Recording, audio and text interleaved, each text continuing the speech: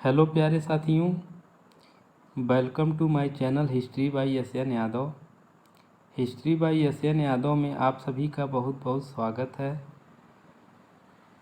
साथियों, मैं हूं आपका एजुकेटर सच्चिदानंद यादव। साथियों, अभी तक हमने लगभग 6 प्रैक्टिस सेट के प्रश्नों पर चर्चा कर चुका है। आज का जो हमारा सेशन है वो 7वें नंबर का है। साथियों, इसमें आज हमने जो भी प्रश्न शामिल किया है वो मूलतः यूपी टीजीटी पीजीटी और यूजीसी नेट से संबंधित है। हमारा जो 7वें नंबर का प्रैक्टिस सेट है साथियों, उसमें पूरे के पूरे प्रश्न जो हैं मौर्य वंश से संबंधित हैं। तो साथियों, इसी के साथ हम आज के पहले प्रश्न पर चलते हैं। आज का हमारा पहला प्रश्न देखते हैं क्या कह रहा है। तो आज का पहला प्रश्न है, निम्न में से कहाँ चंद्रगुप्त सभा का उल्लेख है? ए अर्थशास्त्र में, बी मुद्रा राक्षस में, सी महाभाष्य में, डी परिशिष्ट पर्वन में। तो साथियों, इसका राइट आंसर जो है वो है महाभाष्य में।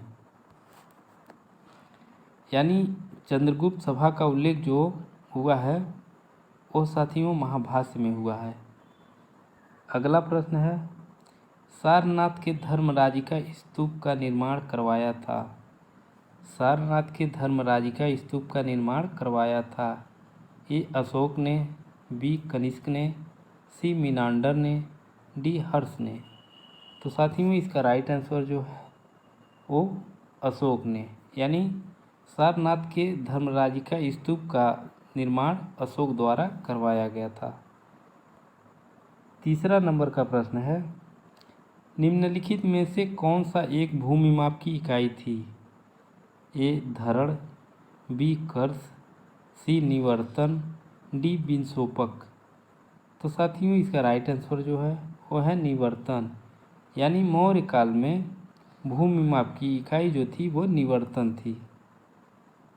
अगला प्रश्न है, निम्नलिखित में से किसने सैंडोकोट्स, चंद्रगुप्त मौर्य और सिकंदर महान की भेंट का उल्लेख किया है? ए है प्लिनी, बी है जस्टिन, सी है स्ट्रैबो, डी है मेगास्थनीज। तो साथियों, इसका राइट आंसर जो है वो है जस्टिन। यानी जस्टिन ने चंद्रगुप्त मौर्य और सिकंदर महान की भेंट का उल्लेख करता है।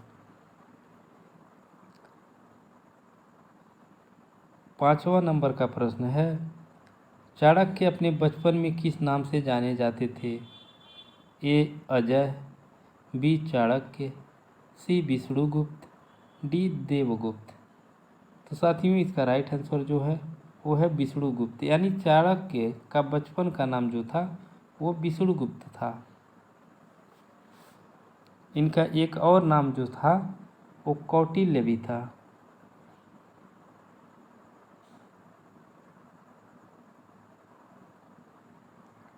यानी कौटिल्य, चाणक्य और विष्णुगुप्त ये चाणक्य के नाम थे।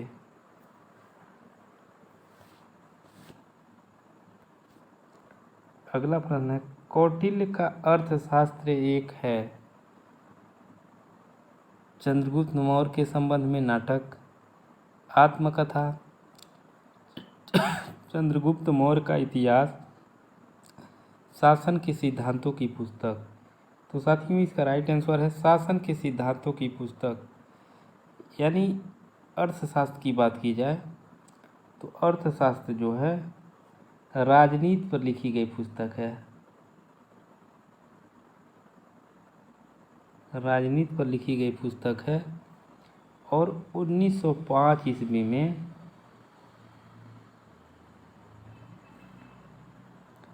श्याम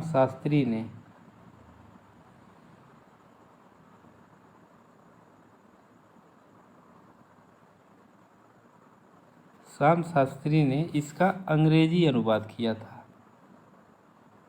अंग्रेजी अनुवाद किया था। यानी 1905 ईस्वी में श्याम शास्त्री द्वारा इसका अंग्रेजी में अनुवाद किया गया था। अगला प्रश्न है, निम्नलिखित में से राज्य के सप्तांक सिद्धांत के अनुसार राज्य का 7वां अंक कौन सा था? ए जनपद, बी दुर्ग, सी मित्र, डी कोष। तो साथियों, राज्य के सप्तांक सिद्धांत की बात की जाए अगर, तो सप्तांक सिद्धांत में पहले नंबर पर राजा आता था, दूसरे नंबर पर आमत्य आता था, तीसरे नंबर पर जनपद आता था, चौथे नंबर पर दुर्ग आता था,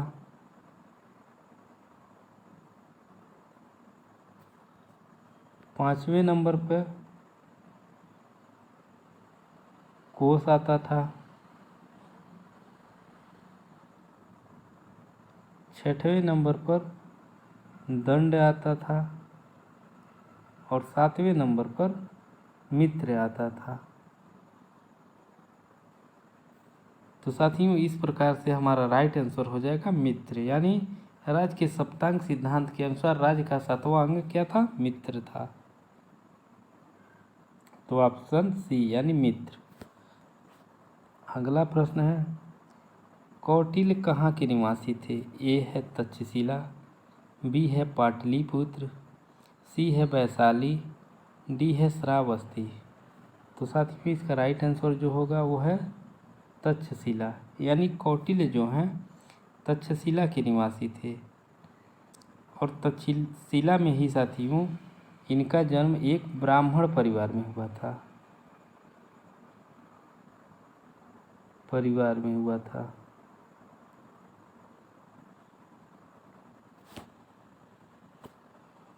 नौवां नंबर का प्रश्न है, किस प्राचीन नगर के अवशेष कुम्भलहार स्थल से प्राप्त हुए हैं? ए है वैशाली, बी है पाटलिपुत्र, सी है कपिलवस्तु, डी है श्रावस्ती। तो साथियों, इसका राइट आंसर जो है वो है पाटलिपुत्र, यानी पाटलिपुत्र है जो नगर था वह कुम्भलहार स्थल से प्राप्त हुआ है।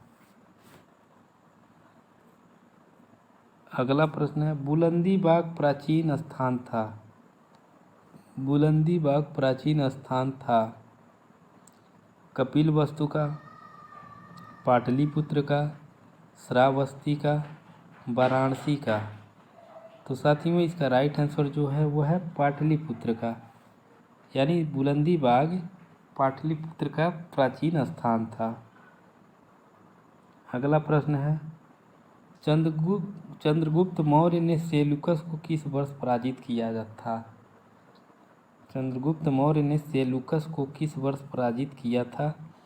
ए है 317 ईसा पूर्व, बी है 315 ईसा पूर्व, सी है 305 ईसा पूर्व, डी है 300 ईसा पूर्व। तो साथियों, इसका राइट आंसर है 305 ईसा पूर्व। अगला प्रश्न है, सूची 1 को सूची 2 से सुमेलित कीजिए तथा नीचे दिए गए कूट से सही उत्तर को चुनिए। सूची 1 में है स्थान, सूची 2 में है स्मारक या भग्नावशेष। तो साथियों, देखते हैं कौन किससे सुमेलित कर रहा है। तो कौशाम्बी की अगर बात की जाए तो कौशाम्बी जो है घोषिताराम मठ के भग्नावशेष पर बना हुआ है। वहीं अगर कुशीनगर की बात की जाए तो कुशीनगर जो है राणा बहार स्तूप के भग्नावशेष पर बना हुआ है। सारनाथ की भी बात की जाए अगर तो वह धमेक स्तूप के भग्नावशेष पर बना हुआ है। और वहीं अगर श्रावस्ती की बात की जाए तो यह सहेत महेत के भग्नावशेष पर बना हुआ है। तो इस प्रकार से साथियों हमारा क्रम हो जाएगा 2 3 1 4, यानी 2 3 1 4 के क्रम में हमारा सी आंसर राइट है। अगला प्रश्न है, गुर्जरा लघु शिलालेख जिसमें अशोक का नामोल्लेख किया गया है वो कहाँ स्थित है? गुर्जरा शिलालेख, लघु शिलालेख जिसमें अशोक का नाम उल्लेख किया गया है वो कहाँ पर स्थित है? ए है उत्तर प्रदेश के मिर्ज़ापुर ज़िले में, बी है मध्य प्रदेश के दतिया ज़िले में, सी है राजस्थान के जयपुर ज़िले में, डी है बिहार के चंपारण ज़िले में। तो साथियों इसका राइट आंसर जो है मध्य प्रदेश के दतिया ज़िले में, यानी गुर्जरा लघु शिलालेख जिसमें अशोक का नाम उल्लेख हुआ है वह मध्य प्रदेश के दतिया ज़िले में है। अगला प्रश्न है, कालसी प्रसिद्ध है, कालसी प्रसिद्ध है बौद्ध चैत्यों द्वारा, फारसी सिक्कों के कारण, अशोक के शिलालेख के कारण, गुप्तकालीन मंदिरों हेतु। तो साथियों इसका राइट जो आंसर है वो है अशोक के शिलालेख के कारण, यानी कालसी जो है अशोक के शिलालेख के कारण प्रसिद्ध है। अगला प्रश्न है, अशोक के निम्न अभिलेखों में से पूर्ण रूपेण धार्मिक सहिष्णुता के प्रति समर्पित कौन सा अभिलेख है? यानी धार्मिक सहिष्णुता के प्रति समर्पित कौन सा अभिलेख है? ये है शिलालेख 13, शिलालेख 12, शिलालेख 7, भाब्रू लघु शिलालेख। तो साथियों इसका राइट आंसर जो है वो है शिलालेख 12, यानी शिलालेख 12 में साथियों अशोक धार्मिक सहिष्णुता की बात करता है, धार्मिक सहिष्णुता की बात करता है।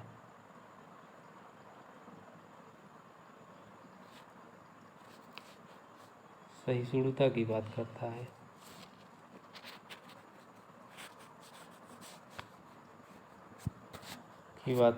अगला प्रश्न है 16 नंबर का, टालेमी फिलाडेल्फस जिसके साथ अशोक के राजनयन संबंध थे कहाँ का शासक था?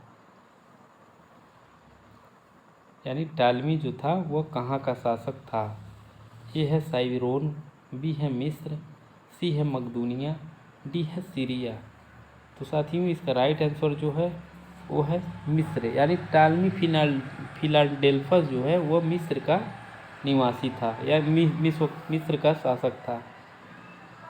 अगला प्रश्न है, निम्नलिखित में से किसने अशोक को मातृ देवी का उपासक बताया है?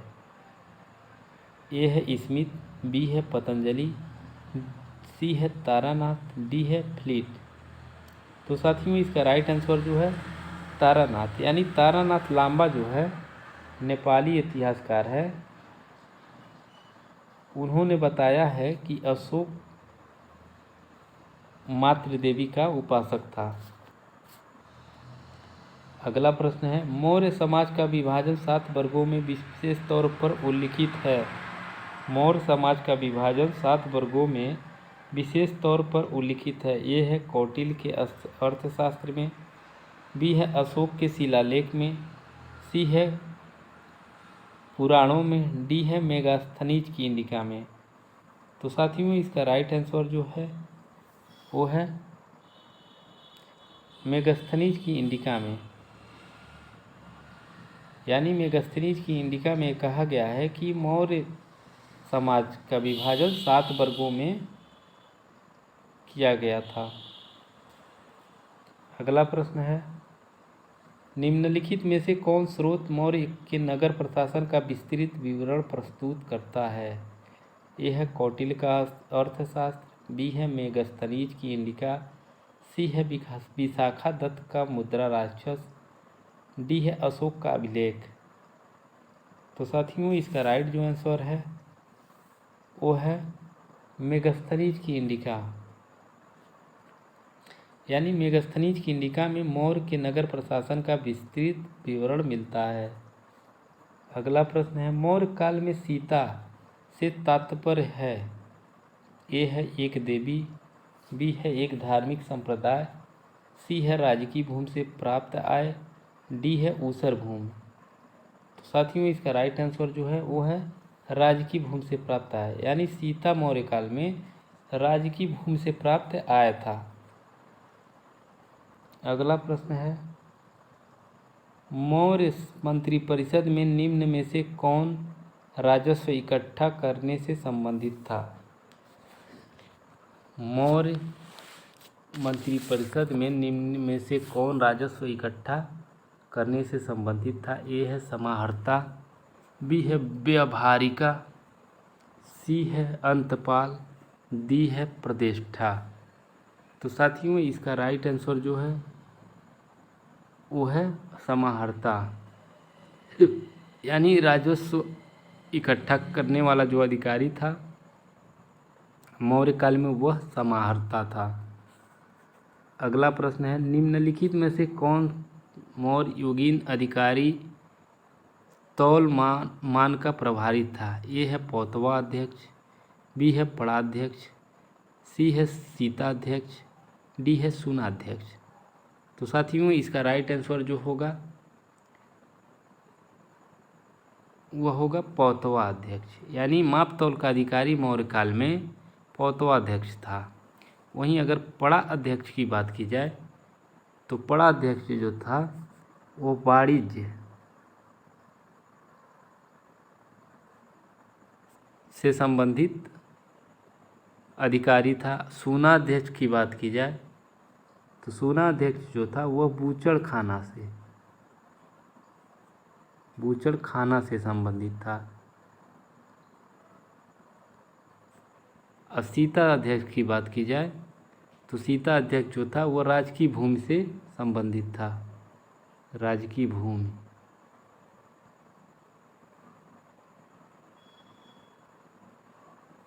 माप तौल का अधिकारी पौतवा अध्यक्ष कहलाता था।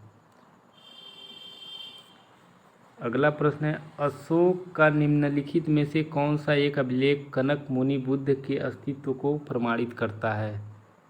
ए है रुमिनदेई स्तंभ अभिलेख, बी है निगाली सागर स्तंभ अभिलेख, सी है सासाराम लघु शिलालेख, डी है अहरौरा लघु शिलालेख।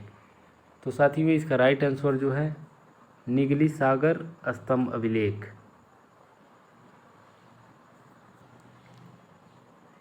यानी निगली सागर स्तंभ अभिलेख जो है वह कनक मुनि बुद्ध के अस्तित्व को प्रमाणित करता है। अगला प्रश्न है मकदूनिया में अशोक का समकालीन राजा कौन था? ए एंटिओकस द्वितीय, डी एंटिगोनस गोनाटस, सी मगस, डी टालमी द्वितीय। तो साथियों इसका राइट आंसर है एंटिगोनस गोनाटस, यानी एंटिगोनस गोनाटस जो था वह मकदूनिया में अशोक का समकालीन राजा था। अगला प्रश्न है मौर्य काल में तक्षशिला के प्रसिद्ध शिक्षा के केंद्र द्वार किन वर्णों के लिए खुल गए थे? केवल ब्राह्मणों के लिए, ब्राह्मणों और क्षत्रियों के लिए, ब्राह्मणों और वैश्यों के लिए, ब्राह्मणों क्षत्रियों और वैश्यों के लिए। तो साथियों इसका राइट आंसर है ब्राह्मणों क्षत्रियों और वैश्यों के लिए, यानी मौर्य काल में तक्षशिला जो है शिक्षा का प्रमुख केंद्र था, वह उसके द्वार जो है मौर्य काल में ब्राह्मण क्षत्रिय और वैश्यों के लिए खुल गए थे। अगला प्रश्न है किस शिलालेख में अशोक ने अल्प व्यय तथा अल्प संग्रह को धर्म का अंग माना है? ए है तीसरे, बी है चौथे, सी है पांचवें और डी है सातवें। तो साथियों इसका राइट जो आंसर होगा वो होगा तीसरे, यानी तीसरे शिलालेख में अशोक ने अल्प व्यय तथा अल्प संग्रह को धर्म का अंग माना है। और साथियों अगर तीसरे शिलालेख की बात की जाए तो तीसरे शिलालेख में 3 अधिकारियों की भी बात किया गया है। 3 अधिकारियों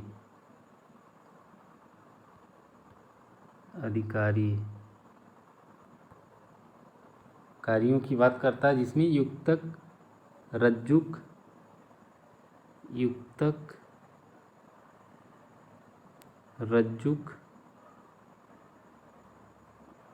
एवं प्रादेशिक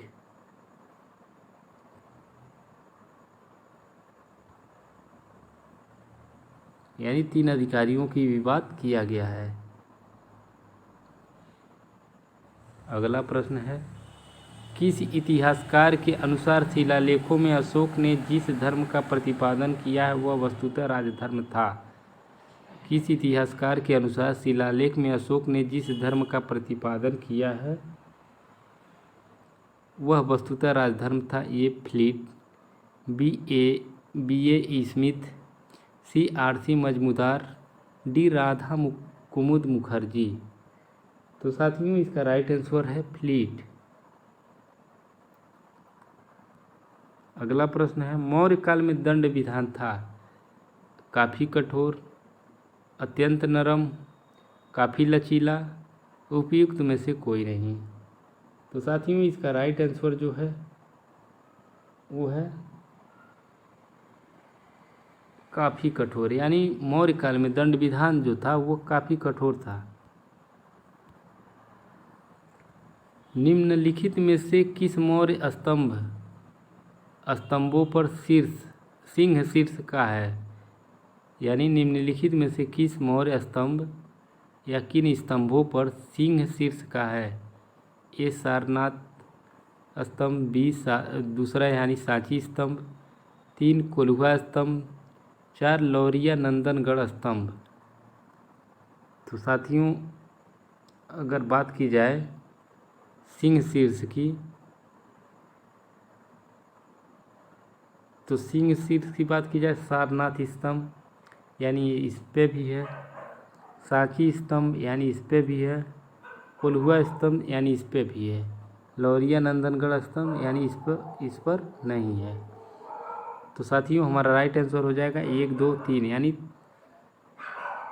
मौर्य स्तंभों पर सिंह शीर्ष जो है वो सारनाथ स्तंभ, सांची स्तंभ और कोल्हुआ स्तंभ यानी 1, 2, 3 तीनों पर है।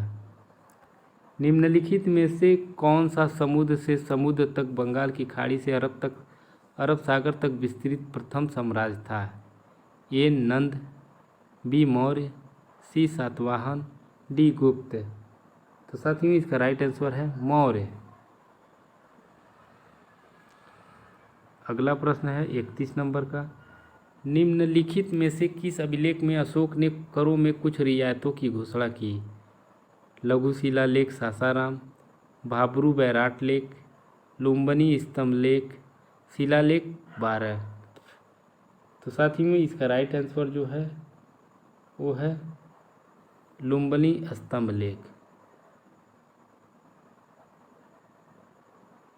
यानी साथियों अशोक ने लुम्बिनी की यात्रा की थी और वहाँ के करों में कुछ रियायत की घोषणा की थी, यानी वहाँ का कर जो व्यवस्था था वह घटाकर 1/8 कर दिया गया था। लुम्बिनी स्तंभ लेख की बात की जाए साथियों, तो लुम्बिनी स्तंभ लेख में भाग एवं बलि नामक कर भी प्राप्त होते हैं। अगला प्रश्न है, अपने ऊपर निर्भर पत्नी और बच्चों के लिए समुचित व्यवस्था किए बिना भिक्षु बनने वाले व्यक्ति के लिए किसने दंड की व्यवस्था की है? ए है मनु, बी है याज्ञवल्क्य, सी है कौटिल्य, डी है नारद। तो साथियों इसका राइट आंसर जो है वो है कौटिल्य। यानी अपने ऊपर निर्भर पत्नी और बच्चों के लिए समुचित व्यवस्था किए बिना भिक्षु बनने वाले व्यक्ति के लिए कौटिल्य ने दंड की व्यवस्था की है। अगला प्रश्न है, अशोक ने कुल कितनी रातें धम्म यात्रा में बिताई? ए है 356, 2 है 256, सी है 456 और डी है 156। तो साथियों इसका राइट आंसर जो होगा वह 256, यानी अशोक ने कुल 256 रातें धर्म यात्रा में बिताई थी।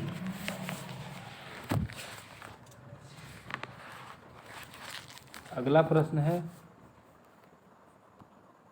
34 नंबर का, निम्नलिखित में से किस अभिलेख में अशोक ने अपनी प्रसिद्ध घोषणा की कि सभी मनुष्य मेरी प्रजा है या संतानें हैं? लघु शिलालेख अहरौरा, स्तंभ लेख 7, लुम्बिनी स्तंभ लेख, पृथक कलिंग शिलालेख। तो साथियों इसका राइट आंसर है पृथक कलिंग शिलालेख 1।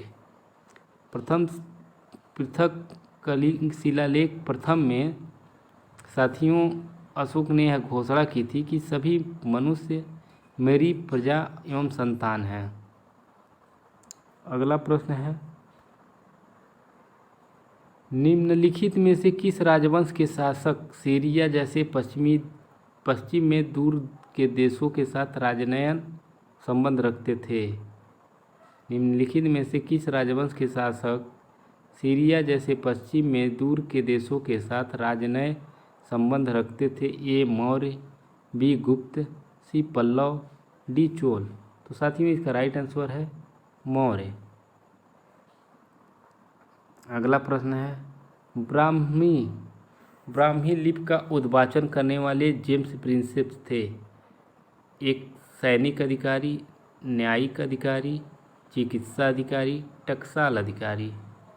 तो साथियों इसका राइट आंसर जो है वो है टकसाल अधिकारी। यानी ब्राह्मी लिपि का उद्वाचन करने वाले जेम्स प्रिंसेप जो थे वह टकसाल अधिकारी थे। अगला प्रश्न है,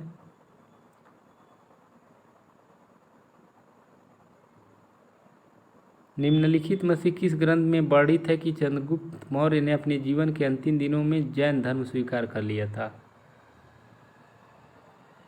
ए है आचरांग सूत्र, बी है भगवती सूत्र, सी है प्रशिष्ट परमन, डी है उवासगत साओ।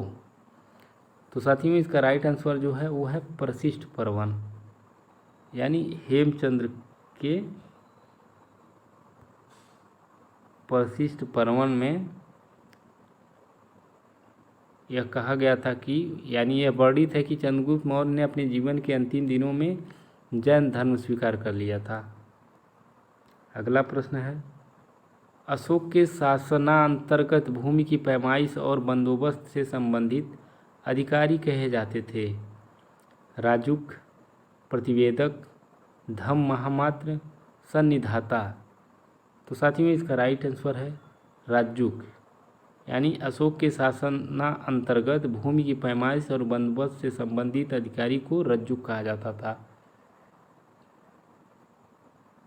अगला प्रश्न है, सूची 1 को सूची 2 से सुमेलित कीजिए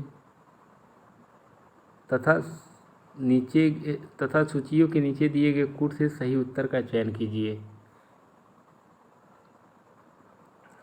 एक तरफ है स्थान, दूसरी तरफ है अशोक का अभिलेख का प्रकार। तो साथियों देखते हैं कौन किससे सुमेलित होता है। अगर कालसी की बात की जाए तो कालसी जो है उसका संबंध बृहत शिलालेख से है, यानी 2 नंबर। वहीं सन्नत की बात की जाए तो इसका संबंध लघु शिलालेख से है, यानी 3 नंबर।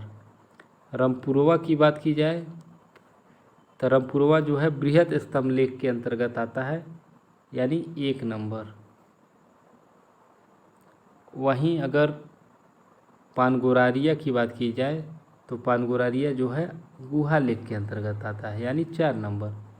तो इस तरह से हमारा क्रम हो जाएगा 2 3 1 4, यानी 2 3 1 4 के क्रम में हमारा सी जो है राइट आंसर है। अगला प्रश्न है, किसमें चंद्रगुप्त को सकल जम्बूद्वीप का शासक बताया गया है? ये है अर्थशास्त्र, बी है महावंश, सी है इंडिका, डी है महाभाष्य। तो साथियों इसका राइट आंसर जो है वो है महावंश में। यानी महावंश में चंद्रगुप्त को सकल जम्बूद्वीप का शासक बताया गया है। अगला प्रश्न है, बिंदुसार के दरबार में मेगास्थनीज के स्थान पर सीरिया के शासक एंटियोकस प्रथम के राजदूत के रूप में कौन आया था? ए है डायडोरस, बी एरियन, सी डियोनिसियस, डी डिमैकस। तो साथियों इसका राइट आंसर जो होगा वो है डिमैकस, डाइमेकस, यानी बिंदुसार के दरबार में मेगास्थनीज के स्थान पर सीरिया के शासक एंटिओकस प्रथम के राजदूत के रूप में डायोमेकस आया था। अगला प्रश्न है, निम्नलिखित में से कौन अशोक के साम्राज्य के दक्षिणी प्रांत का एक प्रशासकीय केंद्र था? इसिला, समापा, सतीपुत्र, केरलपुत्र। केरलपुत्र होगा पुत्र। तो साथियों इसका राइट आंसर जो है वो है इसिला। अगला प्रश्न है, निम्नांकित किस स्थल पर स्थित उस स्तूप अवशेषों से अशोक की पाषाण पर उद्धत प्रतिमाएं उनके नाम के साथ प्राप्त हुई हैं? निम्नांकित किस स्थल पर स्थित स्तूप अवशेषों से अशोक की पाषाण पर उद्धत प्रतिमा उसके नाम के साथ प्राप्त हुई हैं? ए है सांची, बी है अमरावती, सी है देहर कुठार और डी है कनगनहल्ली। तो साथियों इसका राइट आंसर जो है वो है कगनहल्ली। अगला प्रश्न है, शंखालिपि के लेख निम्नलिखित स्थल के स्तूप अवशेष से प्राप्त हुए हैं? भरहुत, देउर कुठार, अमरावती, सांची। तो शंखलिपि के लेख जो हैं साथियों वह प्राप्त हुए हैं हमें भरहुत से और सांची से, यानी हमारा राइट आंसर है 1 और 4। अगला प्रश्न है, मेगस्थनीज के अनुसार भारत में अकाल नहीं पड़ता था और न ही यहाँ दास प्रथा की, यानी मेगस्थनीज के अनुसार भारत में अकाल नहीं पड़ता था और न ही यहाँ दास प्रथा थी।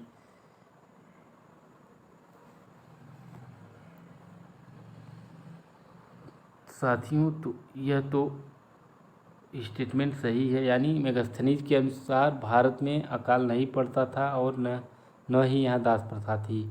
इसने पांड्य राज्य में 365 ग्राम बताया और यहाँ की शासिका पांड्या थी। पांड्या को बताया, हाँ यहाँ तो साथियों ये भी स्टेटमेंट सही है। इसने पांड्य राज्य में 365 ग्राम बताया और यहाँ की शासिका महिला पांड्या थी। पाटलिपुत्र के सैन्य एवं नगर प्रशासन का विस्तृत विवरण कौटिल्य देता है। यह स्टेटमेंट गलत है साथियों। पाटलिपुत्र के सैन्य एवं नगर प्रशासन का विस्तृत विवरण कौटिल्य ने नहीं बल्कि मेगस्थनीज के द्वारा दिया गया है। मेगस्थनीज के अनुसार भारतीयों के पास लिखित कानून था। साथियों ये भी स्टेटमेंट गलत है, यानी मेगस्थनीज के अनुसार भारतीयों के पास लिखित कानून था, कानून नहीं था, लिखित कानून नहीं था। तो इस तरह से हमारा राइट आंसर हो जाएगा 1 और 2, यानी सी वाला। अगला प्रश्न है, मौर्य प्रशासन में परिहार प्रयुक्त है? भूमि मापन, जनगणना, भूमि विक्रय, करों में छूट। तो साथियों इसका राइट आंसर है करों में छूट, यानी मौर्य प्रशासन में परिहार जो था करों में छूट के लिए प्रयुक्त था। अगला प्रश्न है, अशोक के किस स्तंभ पर सभी 7 अभिलेख हैं? ए दिल्ली मेरठ, बी दिल्ली टोपरा, सी सारनाथ, डी रुमिनदेही। तो साथियों इसका राइट आंसर है दिल्ली टोपरा।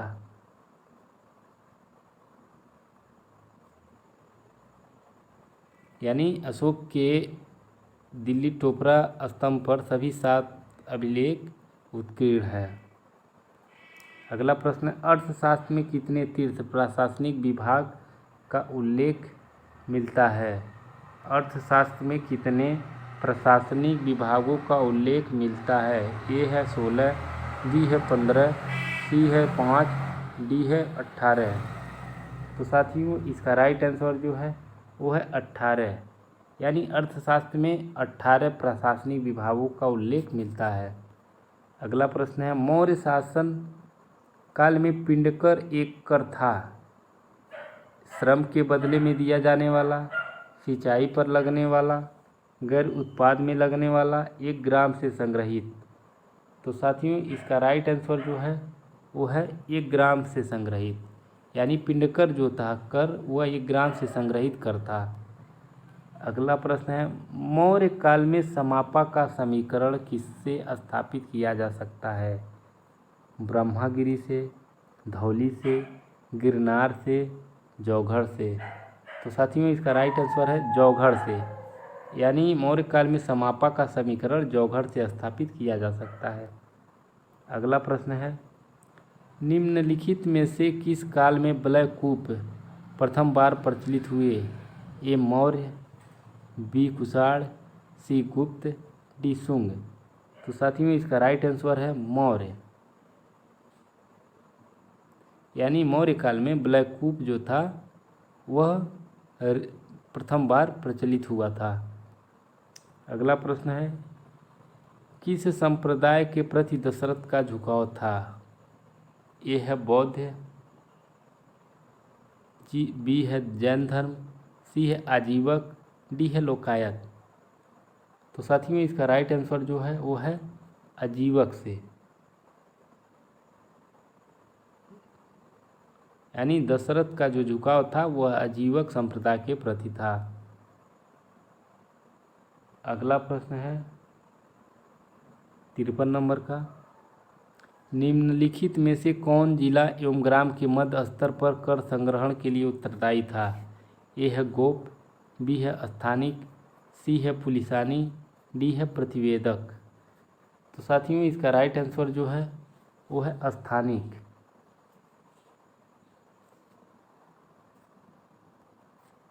अगला प्रश्न है, मौर्यकालीन मणिभद्र यक्ष की मूर्ति का प्राप्ति स्थल है? ए बेसनगर, बी पाटलिपुत्र, सी मथुरा, डी उज्जैन। तो साथियों इसका राइट आंसर जो है वो है मथुरा, यानी मौर्यकालीन मणिभद्र यक्ष की मूर्ति जो है वो मथुरा से प्राप्त हुई है। अगला प्रश्न है 55 नंबर का, अशोक का कौन सा उत्तराधिकारी देवनामप्रिय कहलाता था? यानी अशोक का कौन सा उत्तराधिकारी था जो देवनामप्रिय कहलाता था? कुणाल, दशरथ, शशि, शालीशुक, संप्रति। तो साथियों इसका राइट आंसर जो है वो है दशरथ, यानी दशरथ की जो है वह देवानामप्रिय नाम से भी प्रसिद्ध था, यानी उसकी उपाधि जो थी वह देवानामप्रिय थी। अगला प्रश्न है, कहा जाता है कि चंद्रगुप्त मौर्य की मृत्यु हुई थी पाटलिपुत्र में, श्रवणबेलगोला में, चंपा में, उज्जैनी में। तो साथियों इसका राइट आंसर जो है वो है श्रवणबेलगोला में, यानी चंद्रगुप्त मौर्य की जो मृत्यु हुई थी वो है श्रवणबेलगोला में। अगला प्रश्न है, सेंड्रोकोटस का समीकरण चंद्रगुप्त मौर्य से किसने सर्वप्रथम स्थापित किया? A William Jones, B sir John Marshall, C Cunningham, D Prinsep. तो साथियों इसका राइट आंसर जो है वो है विलियम जोन्स, यानी सेंड्रोकोटस का समीकरण जो है चंद्रगुप्त मौर्य से सर्वप्रथम विलियम जोन्स ने स्थापित किया था। निम्नलिखित सूचियों को सुमेलित कीजिए एवं सही उत्तर का चयन कीजिए। एक तरफ है शासक, एक तरफ है राजदूत। तो साथियों अगर चंद्रगुप्त मौर्य की बात की जाए तो चंद्रगुप्त मौर्य के दरबार में जो आया था वह मेगस्थनीज, यानी 4 नंबर वाला।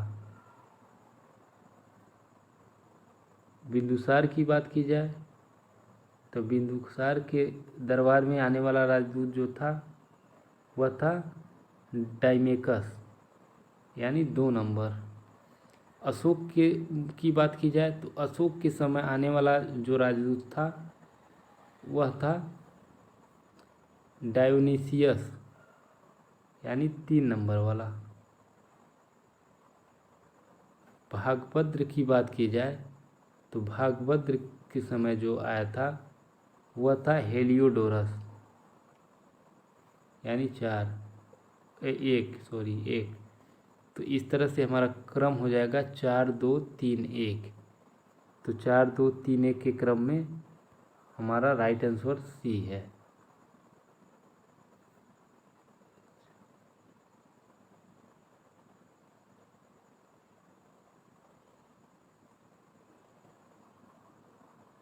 अगला प्रश्न है,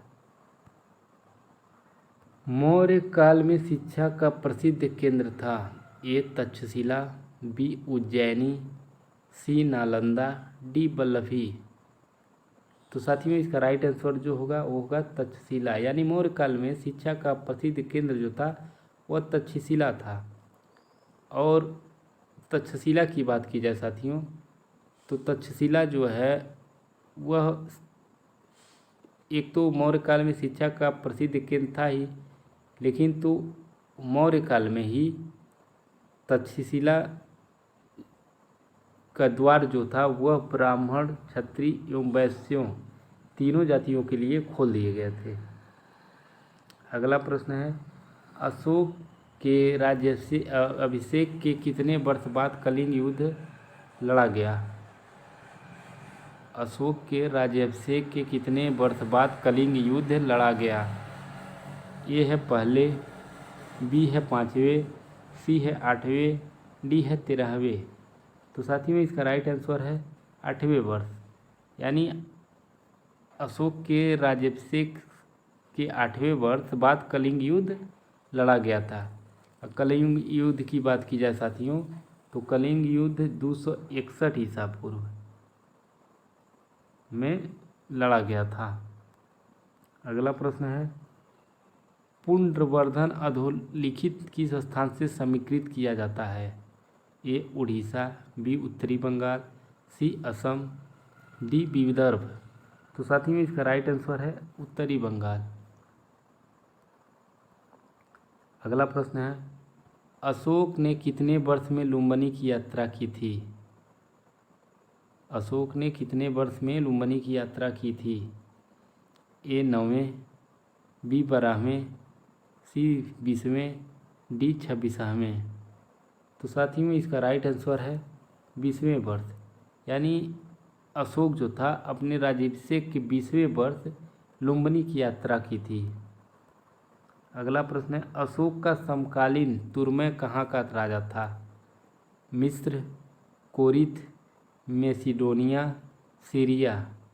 तो साथियों इसका राइट आंसर जो है वो है मिस्र, यानी तुर्मै जो था वह मिस्र का शासक था। अगला प्रश्न है, निम्नलिखित में से किसने सिकंदरिया में भारतीय ग्रंथ के अनुवाद को सुरक्षित रखने हेतु एक पुस्तकालय की स्थापना की थी? ए है एंटियोकस, बी है टालमी फिलाडेल्फस द्वितीय, सी है अंतिकीन, डी है अलेक्जेंडर। तो साथियों इसका राइट आंसर है टालमी फिलाडेल्फस द्वितीय। अगला प्रश्न है, चाणक्य ने 16 नगरों को रोट डाला तथा बिंदुसार को पूर्व से पश्चिम समुद्र तक तट के भूभाग का स्वामी बना दिया। उपयुक्त कथन किसका है? ए है दिव्यावदान, बी है महावंश, सी है दीपवंश, डी है तारानाथ। तो साथियों इसका राइट आंसर है तारानाथ, यानी तारानाथ लांबा का कथन है कि चाणक्य ने 16 नगरों को रोट डाला तथा बिंदुसार को पूर्व से पश्चिम समुद्र तक तट के भूभाग का स्वामी बना दिया। अगला प्रश्न है 66 नंबर का, अशोक के किस लेख में 7 बौद्ध पुस्तकों का उल्लेख है? अशोक के किस लेख में 7 बौद्ध पुस्तकों का उल्लेख है? ये है कलिंग लेख, बी है भाब्रू लेख, सी है धौली अभिलेख, डी है जौगढ़ अभिलेख। तो साथियों इसका राइट आंसर है भाब्रू लेख।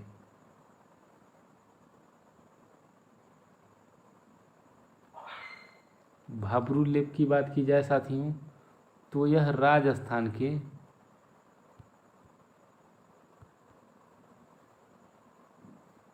जयपुर में स्थित है।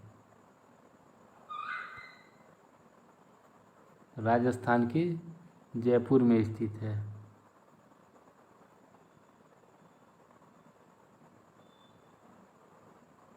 इसकी खोज की बात की जाए साथियों तो कैप्टन बर्ट ने इसको खोजा था।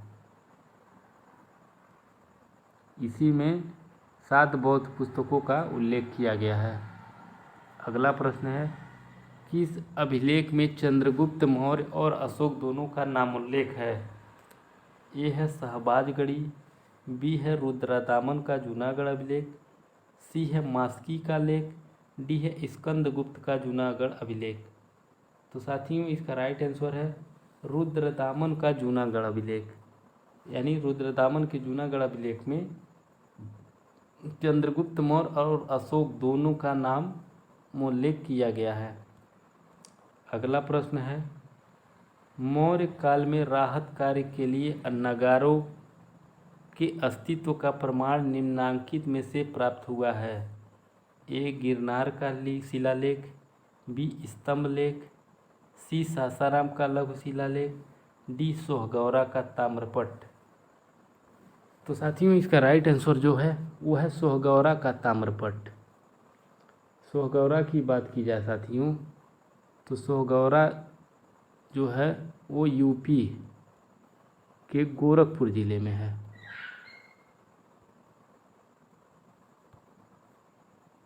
ज़िले में है और सोहगौरा अभिलेख जो है साथियों वह प्रथम अभिलेख है जो ताम्रपत्र पर है। ताम्रपत्र पर है। अगला प्रश्न है अशोक के शासनकाल में कुमार निम्नांकित स्थानों में नियुक्त होते थे। ए है तक्षशिला तोसली उज्जैनी, बी है तक्षशिला उज्जैनी जूनागढ़, सी है तक्षशिला तोसली सोपारा, डी है उज्जैनी तोसली सोपारा। तो साथियों इसका राइट आंसर जो है वो है तक्षशिला तोसली और उज्जैनी। यानी अशोक के शासनकाल में कुमार जो थे तक्षशिला तोसली और उज्जैनी पर नियुक्त होते थे। यानी तक्षशिला तोसली और उज्जैनी नामक स्थानों पर नियुक्त होते थे। अगला प्रश्न है मेगास्थनीज की इंडिका निम्नलिखित के उद्धरणों में इस समय उपलब्ध है? Strabo, Arrian, Diodorus, Ptolemy. तो साथियों अगर देखा जाए तो मेगास्थनीज की इंडिका जो है उसका उद्धरण जो है स्ट्रैबो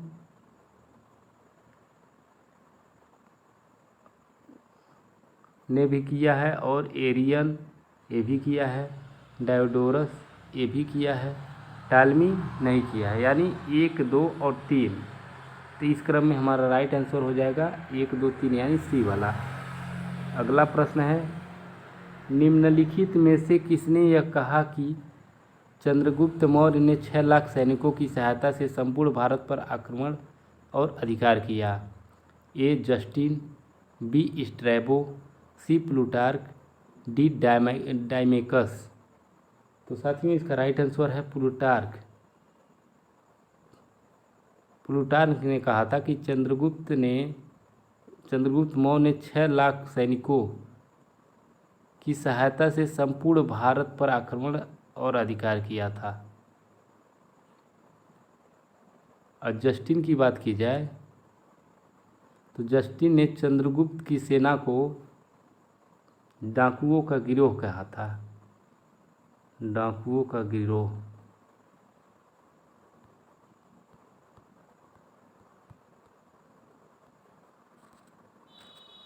अगला प्रश्न है अशोक कितने योजन तक धम्म विजय का दावा करता है?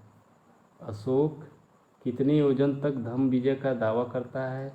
ए 500 योजन, बी 600 योजन, सी 400 योजन और डी 300 योजन। तो साथियों इसका राइट आंसर जो है वो है 600 योजन। यानी धम्म विजय का दावा अशोक 600 योजन करता है कि हमने 600 योजन धम्म विजय की है। अगला प्रश्न है 73 नंबर का, निम्नलिखित विदेशी राजाओं में कौन अशोक का समकालीन नहीं था? ए एंटीओकस थियोस, बी टालमी फिलाडेल्फस, सी मगस, डी डेरियस द्वितीय। तो साथियों इसका राइट आंसर जो है वो है डेरियस द्वितीय। यानी अशोक का समकालीन यह विदेशी राजा नहीं था।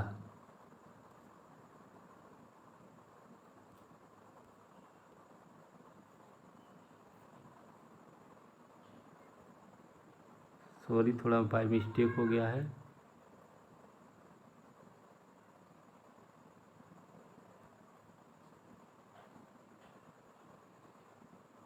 चौहत्तर नंबर का प्रश्न है, निम्नलिखित स्थानों में से कहाँ वृषभ शीर्ष वाला अशोक स्तंभ स्थित था? ए सारनाथ, बी रामपुरवा, सी संकिसा, डी सांची। तो साथियों इसका राइट आंसर है रामपुरवा में। यानी रामपुरवा में वृषभ शीर्ष वाला अशोक स्तंभ स्थित था। अगला प्रश्न है, बुद्ध धम्म एवं संघ के प्रति अशोक की प्रगाढ़ आस्था का उल्लेख निम्नलिखित में से किस अभिलेख में है? बुद्ध धम्म एवं संघ के प्रति अशोक का प्रगाढ़ आस्था का उल्लेख निम्नलिखित में से किस अभिलेख में है? ए शिलालेख 12, बी शिलालेख 6, सी भाब्रू लघु शिलालेख, डी स्तंभलेख 4। तो साथियों इसका राइट आंसर है भाब्रू लघु शिलालेख। यानी बुद्ध धम्म एवं संघ के प्रति अशोक की प्रगाढ़ आस्था का उल्लेख भाब्रू लघु शिलालेख में है। अब भाब्रू लघु शिलालेख की बात की जाए साथियों तो इसको भाब्रू लघु शिलालेख या बैराट लेख कहा जाता है। बैराट लेख कहा जाता है। अगला प्रश्न है, निम्नलिखित में से कौन सा स्रोत चंद्रगुप्त मौर्य को क्षत्रिय मानता है? निम्न में से कौन सा स्रोत चंद्रगुप्त मौर्य को क्षत्रिय मानता है? ए विष्णु पुराण, बी मुद्रा राक्षस, सी अर्थशास्त्र, डी महापरिनिर्वाण सूत्र। तो साथियों इसका राइट आंसर है महापरिनिर्वाण सूत्र। यानी महापरिनिर्वाण सूत्र में चंद्रगुप्त मौर्य को क्षत्रिय बताया गया है, यानी क्षत्रिय कुल का।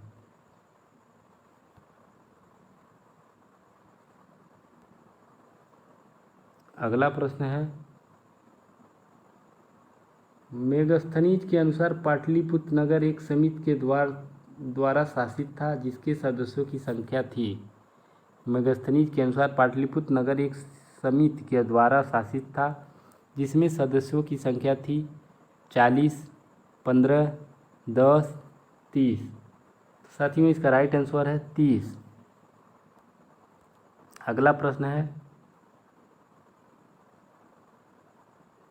अशोक ने अपने किस शिलालेख में आठवीं जातियों का उल्लेख किया है? 5वें, 11वें, 12वें, 13वें। तो साथियों इसका राइट आंसर है 13वें शिलालेख में 8वीं जातियों का उल्लेख करता है।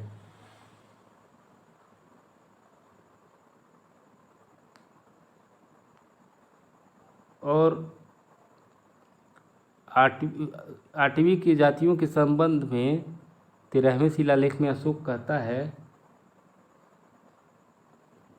यानी 8वीं जातियों से कहता है कि धम्म की नीति को अपनाओ नहीं तो इसका परिणाम बुरा होगा।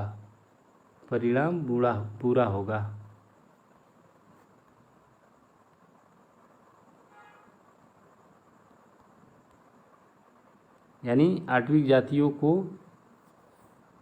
यह चेतावनी देता है कि तुम लोग धर्म की नीति को अपनाओ, नहीं तो इसका परिणाम बुरा होगा।